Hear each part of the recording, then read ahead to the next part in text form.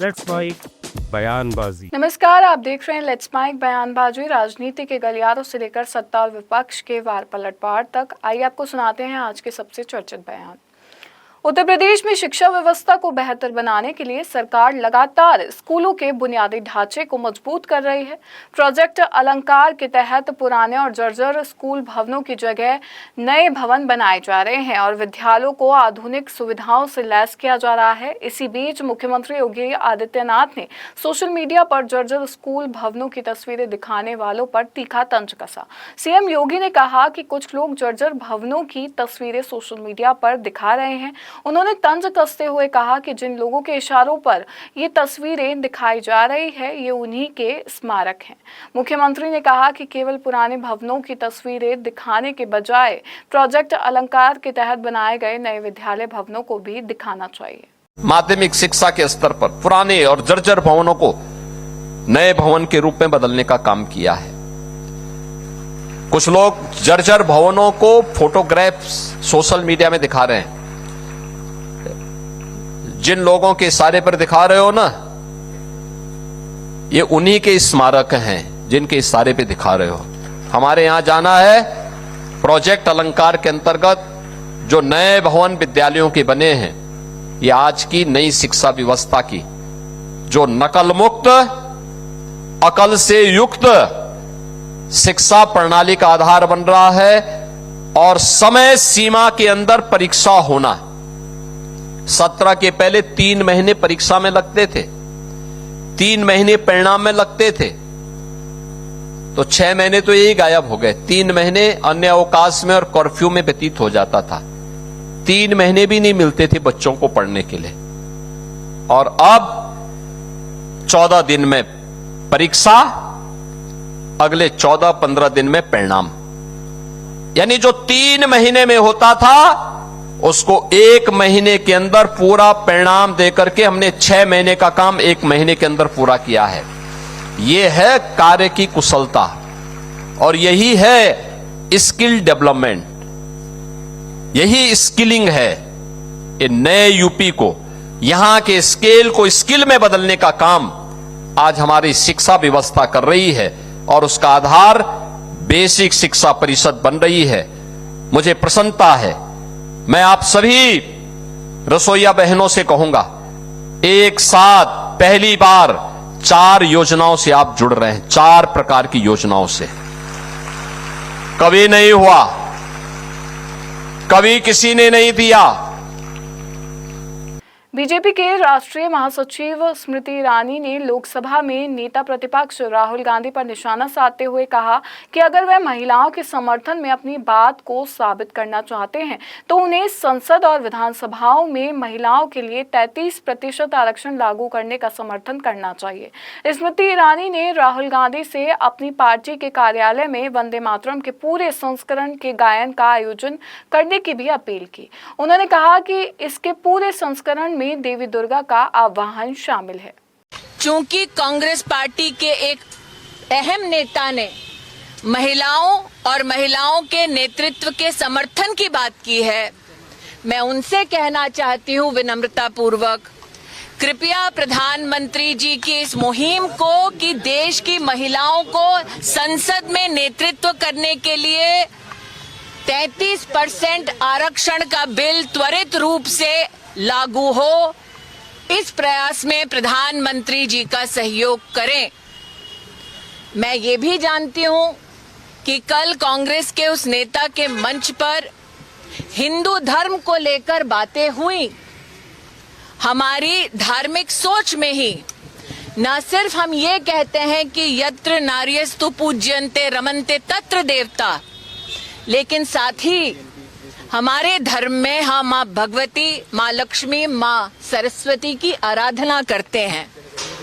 इसीलिए चूंकि उन्होंने धर्म का आह्वान किया है, मैं उस अहम नेता को एक और निवेदन करती हूँ।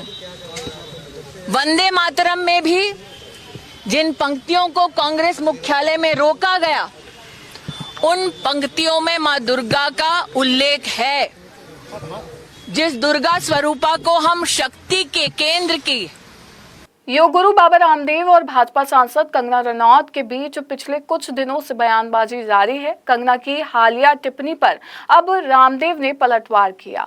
रविवार को जब उनसे कंगना के बयान को लेकर सवाल पूछा गया तो उन्होंने विवाद को आगे बढ़ाने से इनकार करते हुए कहा कि वह ओछे लोगों पर कोई टिप्पणी नहीं करना चाहते। रामदेव ने कहा कि ये विवाद को बढ़ाना नहीं चाहते। उन्होंने कहा कि स्वामी रामदेव क्या है और देश के लिए उनका क्या योगदान रहा है ये पूरा देश जानता है। इसके बाद उन्होंने कंगना का नाम लिए बिना कहा कि वह ओछे लोगों के बारे में कोई टिप्पणी नहीं करना चाहते। मूल विषय की 2-3 बातें कह करके, वैसे आजकल हमें लोगों ने खूब बेल रखा है तो हम ज्यादा बात नहीं करें, लेकिन कुछ लोग इस फिराक में हैं कि सड़कों से लेकर के संसद तक हंगामा करके अराजकता करके हम देश की सत्ता हथिया लेंगे। ऐसा नहीं हो सकता। देश संविधान से और लोकतांत्रिक मूल्यों से चलेगा।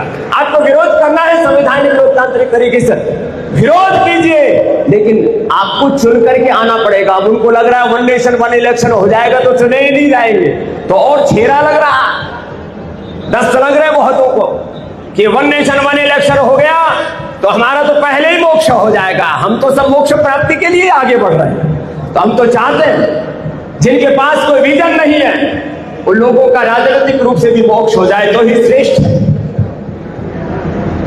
कुछ बच्चों को आगे करके, छोटे छोटे नाबालिग बच्चे, 5 साल के 10 साल के बच्चे, उनको गाली गलौज सिखा रहे हैं। तुम जाकर के डीएम को घेर लो, तुम जाके कलेक्टर को घेर लो, तुम एसएसपी को घेर लो, तुम थाने को घेर लो। बच्चों को आंदोलन में नहीं उतारना चाहिए। लड़ना है तो खुद लड़ो। माना कि देश के शिक्षा, चिकित्सा तंत्र, अर्थतंत्र, कृषि तंत्र, देश के लोकतंत्र में सुधार के बहुत से और हमें बड़े काम करने, लेकिन कुछ लोगों को ऐसा लगता है देश में कुछ हो ही नहीं रहा। महाराष्ट्र के मुख्यमंत्री देवेंद्र फडणवीस ने राहुल गांधी पर महिला सशक्तिकरण के मुद्दे को लेकर निशाना साधा। उन्होंने आरोप लगाया कि राहुल गांधी महिला सशक्तिकरण की बात तो करते हैं लेकिन महिला आरक्षण विधेयक का विरोध करते हैं। फडणवीस ने कहा कि राहुल गांधी महिलाओं को उनका अधिकार नहीं देना चाहते। उन्होंने तंज कसते हुए कहा कि हाथी के दांत खाने के और दिखाने के कुछ और हैं। राहुल गांधी का सवाल है, स्टेज पर आकर तो उन्होंने महिला अधिकारिता की बात कही, लेकिन महिलाओं को अधिकारिता देने का सबसे क्रांतिकारी कदम महिला आरक्षण बिल है, जिसको राहुल गांधी विरोध कर रहे हैं, जिसके खिलाफ वोट कर रहे हैं। महिलाओं को अधिकार देना नहीं चाहते। मैं ऐसा मानता हूं, खाने के दांत अलग है, दिखाने के दांत अलग है। कांग्रेस नेता पवन खेड़ा ने एकाधिकार के मुद्दे पर बड़ा बयान दिया। उन्होंने साफ कहा कि कांग्रेस किसी उद्योगपति के खिलाफ नहीं है, लेकिन किसी एक उद्योगपति का एकाधिकार देश के लिए अच्छा नहीं हो सकता। पवन खेड़ा ने कहा कि उनकी पार्टी हमेशा एकाधिकार के खिलाफ रही है। उन्होंने स्पष्ट किया कि उद्योगपतियों का विरोध करना कांग्रेस का उद्देश्य नहीं है, लेकिन अगर किसी एक उद्योगपति के हाथ में बाजार या किसी क्षेत्र का पूरा नियंत्रण चला जाए तो ये देश के हित में नहीं है। हमने क्या कहा, हर अटैक में हमने क्या कहा? हम स्पष्ट तौर पे कहते हैं कि हम मोनोपोलीज के, एकाधिकार के खिलाफ हैं। हम किसी भी उद्योगपति के खिलाफ नहीं है, लेकिन हम किसी भी एक उद्योगपति का एकाधिकार हो जाए वो देश के लिए अच्छा नहीं, हमेशा ये कहते हैं। इसका मतलब नहीं है कि किसी राज्य में कोई L1 लेकर कोई कॉम्पिटिटिव बिडिंग से कुछ हासिल हो जाए तो वो गलत है। हम तो ये कभी नहीं मानते। गैंगस्टर गोल्डी बरार का एक, उस बारे में हमें ज्यादा जानकारी नहीं है, पहले जानकारी प्राप्त कर लें फिर बात करें। अमूमन सरकारी कांग्रेस प्रदेश अध्यक्ष गोविंद सिंह डोटासरा ने राजस्थान की बीजेपी सरकार पर तीखा हमला बोला। उन्होंने दावा किया कि आगामी निकाय चुनाव में कांग्रेस जीत हासिल करेगी। डोटासरा ने कहा कि बीजेपी सरकार को सत्ता में आए 2.5 साल हो चुके हैं, लेकिन सरकार हर मोर्चे पर विफल रही है। उन्होंने आरोप लगाया कि प्रदेश में भ्रष्टाचार चरम पर है और अपराधी बेखौफ है।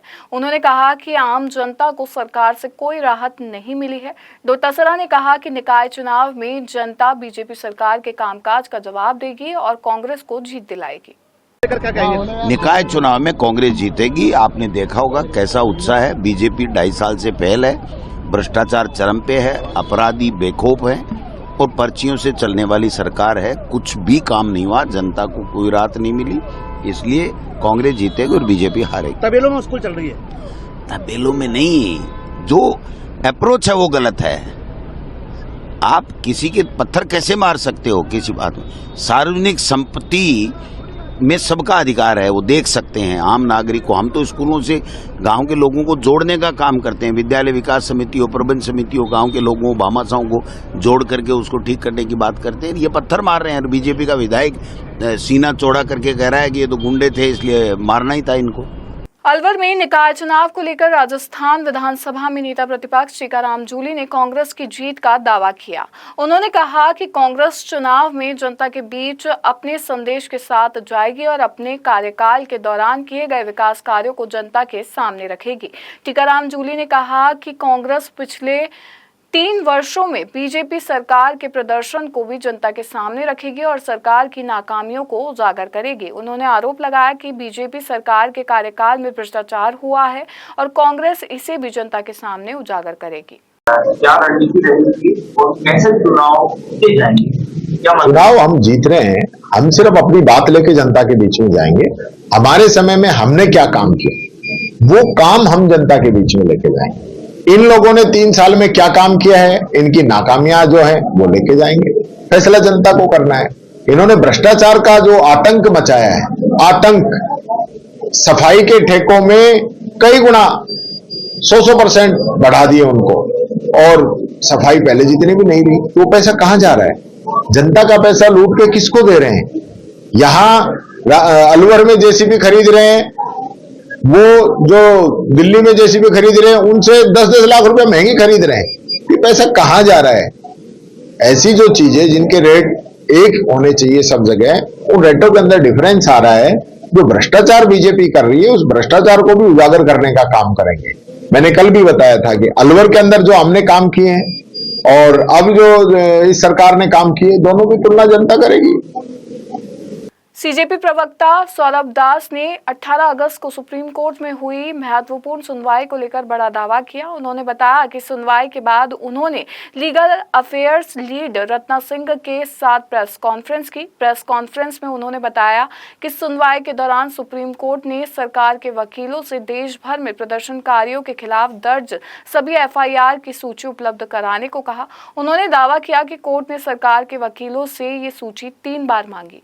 मुद्दे क्या रहेंगे और खास करके आगे की रणनीति? देखिए, अगस्त 18 को सुप्रीम कोर्ट में एक बहुत इम्पोर्टेंट हियरिंग थी और वो हियरिंग के बाद मैंने और रत्ना सिंह जो हमारे लीगल अफेयर्स लीड है उन्होंने एक प्रेस कॉन्फ्रेंस भी किया था। उसमें हमने यही बताया था कि जो सुप्रीम कोर्ट है, सुप्रीम कोर्ट ने उस हियरिंग के दौरान 3 बार सरकार से जो सरकार के वकील थे उनसे बोला कि आप हमें एक लिस्ट दे दीजिए सारे एफआईआर्स का जो पूरे देश भर में प्रोटेस्टर्स के खिलाफ फाइल हुए हैं। हम एक झटके में अपना आर्टिकल 142 पावर यूज करके उसको एक झटके में खत्म कर देंगे प्रोटेस्टर्स के खिलाफ। अगर ये होता है तो फिर ये जो जुलाई 25 को कमिटमेंट किया था पूरे देश भर के सामने युवाओं से कि उनके खिलाफ कोई भी एफआईआर्स नहीं होंगे, जो एफआईआर्स होंगे वो वापस लिए जाएंगे, वो कमिटमेंट को फुलफिल करना सबसे आसान रहेगा क्योंकि सुप्रीम कोर्ट ही वो एक झटके में कर देगा। लेकिन उस दिन हियरिंग के दौरान सरकार की तरफ से कुछ कमिटमेंट नहीं आया। डिस्पाइट दिल्ली के जंतर मंतर पर सर्वण समाज के आरक्षण विरोधी आंदोलन को लेकर नगीना सांसद चंद्रशेखर आजाद ने बड़ा बयान दिया।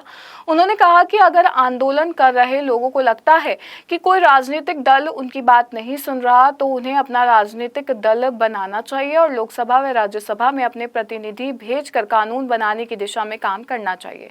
चंद्रशेखर आजाद ने आरोप लगाया कि आरक्षण के खिलाफ चल रहा ये पूरा आंदोलन सरकार की ओर से करवाया जा रहा है।